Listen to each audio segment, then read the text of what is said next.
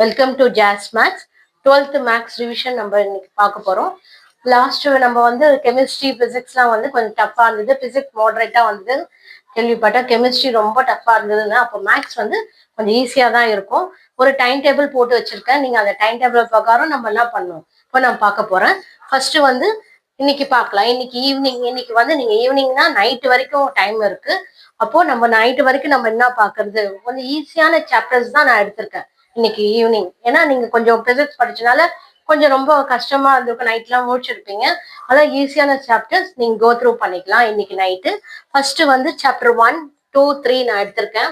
இன்னைக்கு ஈவினிங் ஆரம்பிச்சிருப்பீங்க கண்டிப்பா. 1, 2, 3 இன்னைக்கு நைட் ஆரம்பிச்சா கூட முடிச்சிடலாம் நம்ம சாப்டர் 1 and 2, 3. ஓகேவா? இப்போ நம்ம சாப்டர் 1ல நான் எடுத்தேன்னா 5 மார்க்ஸ் இருக்கு. சாப்டர் 1ல 5 மார்க்ஸ் கம்பல்சரி வரும் உங்களுக்கு, சரிங்களா? லாஸ்ட் 1.5, 1.6, 1.7. ஓகேவா? இந்த எக்ஸசைஸ் நீங்க நல்லா பார்த்துங்க, 5 மார்க்ஸ். ஓகேவா? சாப்டர் 1ல இருக்கிறது எல்லாமே ரிவிஷன் பண்ணுங்க. சாப்டர் 2 உங்களுக்கு கம்பல்சரி எல்லாமே ஈஸி. சாப்டர் 2, 3லாம் ரொம்ப ஈஸியா இருக்கும். சாப்டர் 3ல வந்து நீங்க வந்து 2 மார்க்ஸ், 3 மார்க்ஸ் அது மாதிரி நீங்க அக்செப்ட் பண்ணிக்கலாம். ஓகேவா? இப்போ சாப்டர் 1 வந்து 1, 2, 3 இன்னைக்கு ஈவினிங் நம்ம ரிவிஷன் பண்ண போறோம். ஓகேவா? நெக்ஸ்ட் வந்து சாப்டர் நெக்ஸ்ட் 14th மார்னிங் நம்ம எடுத்துக்கணும். 14th மார்னிங்னா நீங்க ஒரு 7 மணி 8 மணிக்கெல்லாம் எடுக்கக்கூடாது. 5 o'clock ஆரம்பிங்க. Morning 5 o'clock எழுந்துங்க. எழுந்து பிக்கப் பண்ணிட்டு நீங்க என்ன பண்ணுங்க, மார்னிங் வந்து ஒரு 4th chapter and 12th chapter. ஏன் 4th சாப்டரும் 12th சாப்டரும் நான் போடுறேன்னா, 4th சாப்டர் கொஞ்சம் ஈஸியா இருக்கும். பட் அந்த எக்ஸாம்பிள் சம்ஸ்லாம் நீங்க விட்டுருப்பீங்க. அந்த எக்ஸாம்பிள் சம்ஸ்லாம் கொஞ்சம் ரிவிஷன் பண்ணீங்க 4th சாப்டர்ல. 12th சாப்டர்ல நீங்க எதுவுமே லெஃப்ட் பண்ணாதீங்க. ஏன்னா 12th சாப்டர்ல லாஸ்ட் இயர் வந்து 12th சாப்டர்ல தான் உங்களுக்கு என்ன கேட்டிருந்தாங்க, கிரியேட்டிவ் கொஸ்டின்ஸ் கேட்டிருந்தாங்க. ஓகேவா? இப்போ ப்ரீவியஸ் இயர் கொஸ்டின் பேப்பர் பார்க்கணும்னா 2025 பார்க்கவே தேவையில்லை. ஏன்னா அதுல இருந்து கொஸ்டின்ஸ் வராது, அவ்வளவா ரிப்பீட்டடா வராது. ஓகேவா? அதுக்கு முன்னாடி இருக்க ப்ரீவியஸ் கொஸ்டின் வேணா ரெஃபர் பண்ணீங்க. ஓகேவா? அப்போ நம்ம ப்ராபபிலிட்டி நம்ம எடுக்கும் போது ப்ராபபிலிட்டில 11.3 வந்து ரொம்ப ரொம்ப இம்பார்ட்டன்ட். ஓகேவா? இப்போ 11.3 வந்து அதில் 5 மார்க்ஸ் வரும். 11.45 கொஞ்சம் நல்லா பார்த்துங்க. ஏன்னா அதில் 2 மார்க்ஸ் ஒன்று, 3 மார்க்ஸ் ஒன்று, 5 மார்க்ஸ் ஒன்று, 1 மார்க்ஸ்க்கு இருக்கு. ஓகேவா? அப்போ நம்ம அது எல்லாமே நான் 12th சாப்டருக்கு டைம் கொடுங்க. டைம் கொடுக்கறதுக்கு மார்னிங் ஃபுல்லாக எடுத்து எல்லாமே ஒர்க் அவுட் பண்ணுங்க.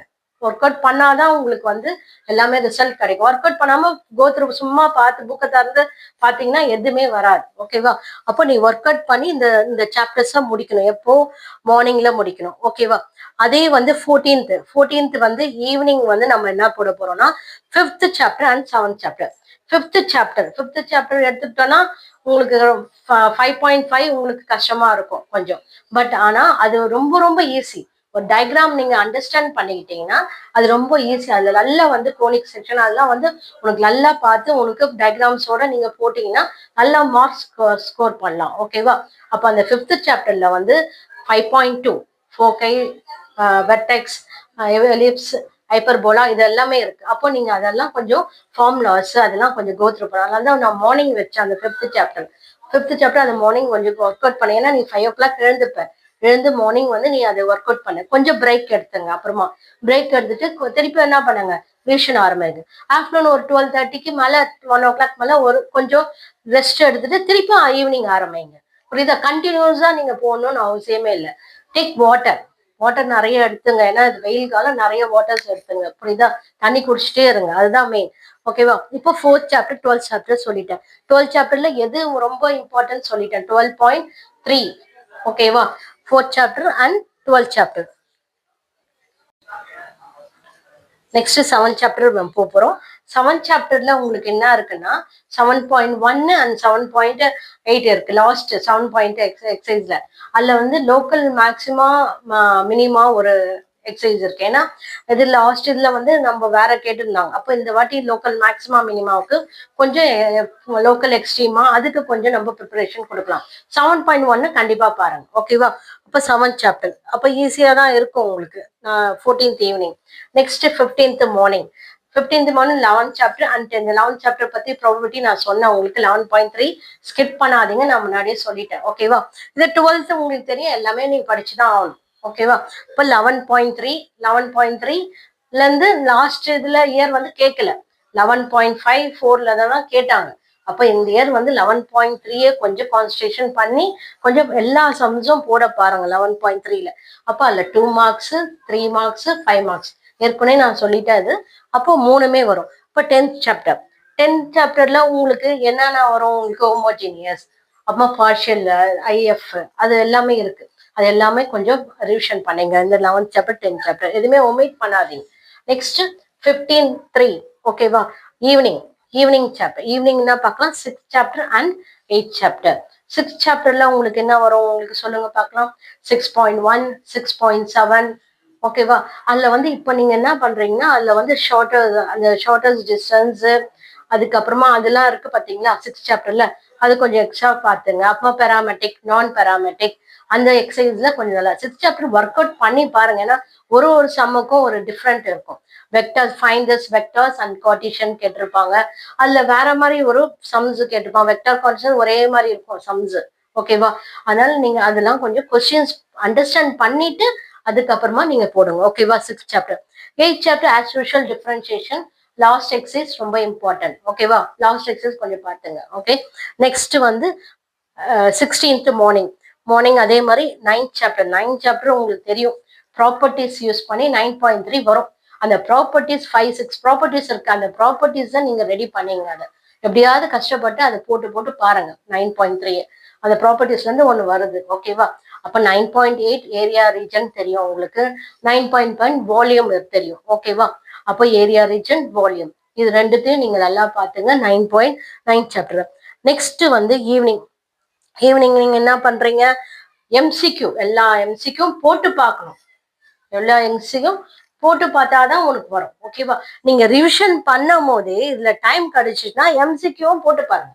உங்களுக்கு டைம் எனக்கு ஓகே இந்த டைம் எனக்கு இருக்கு அப்படின்னா அந்த 4th 12th நீ முடிக்கும் போதே அந்த 12th 4th சாப்டர் முடிக்கும் போதே நீ எம்சிக்யூவும் போட்டு பாரு.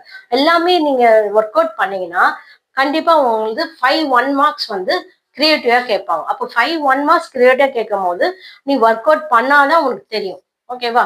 அதை கண்டிப்பா 5 1 மார்க்ஸ். அதே மாதிரி இதுல வந்து 2 மார்க்ஸ்ல 7 கேட்டாங்க வச்சுக்கோ. அதுல வந்து ஒரு கொஸ்டின் கிரியேட்டிவா இருக்கும். 3 மார்க்ஸ்ல ஒரு கிரியேட்டிவ், 5 மார்க்ஸ்ல ஒரு கிரியேட்டிவ் வரும். ஓகேவா? வருஷத்துல 2 மார்க்ஸ்ல கிரியேட்டிவ் கேட்காம 3 மார்க்ஸும் 5 மார்க்கும் கேட்பாங்க. இல்ல 3 மார்க்ஸ்ல கேட்காம 2 மார்க்ஸும் 5 மார்க்கும்.